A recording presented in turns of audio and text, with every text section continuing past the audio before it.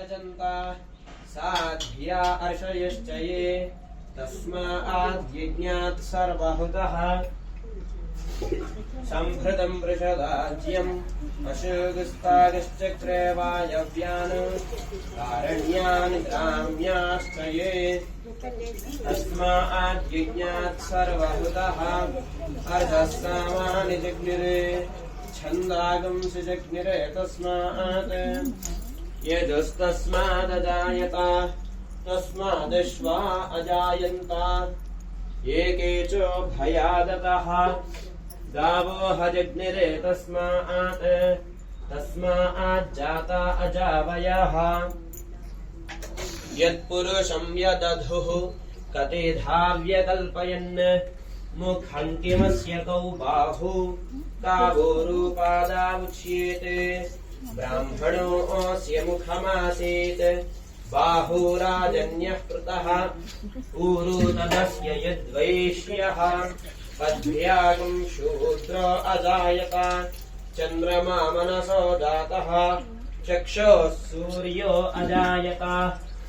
मुखादिन्द्रश्चाग्निश्च प्राणाद्वायुरजायत नाभ्या आसीदन्तरिक्षम् शीर्ष्णोद्यौ समवर्तत पद्भ्यां भूमिर्दिशश्रोत्रात् तथा लोकागम् अकल्पयन् वेदाहमेतं पुरुषं महान्तम् आदित्यवर्णं तमसस्तु पारे सर्वाणि रूपाणि विचित्य धीरः नामानि कृत्वाभिवदनयदास्ते धाता पुरस्ताद्यमुदा जहार शक्रप्रविद्वान् प्रदिशश्च दस्रः तमेवं विद्वान् अमृतः भवति नान्यः पन्था अयनाय विद्यते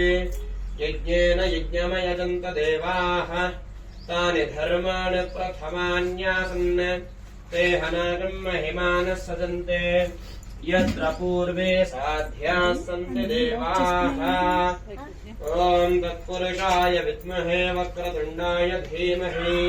तन्नो दन्तिः प्रचोदयात् ॐ सहना भवतु सहनौ भुनक्तु सह वीर्यं करवावहै तेजस्विनावधीतमस्तु मा विद्विषावहै ॐ शान्तिः शान्तिः शान्तिः सह वीर्यं करवावहै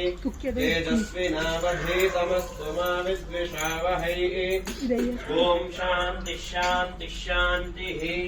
सहना भवतु सहनौ भुनक्तु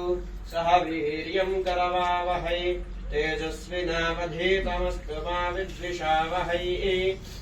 ॐ शान्तिः शान्तिः शान्तिः सर्वारिष्टशान्तिरस्तु।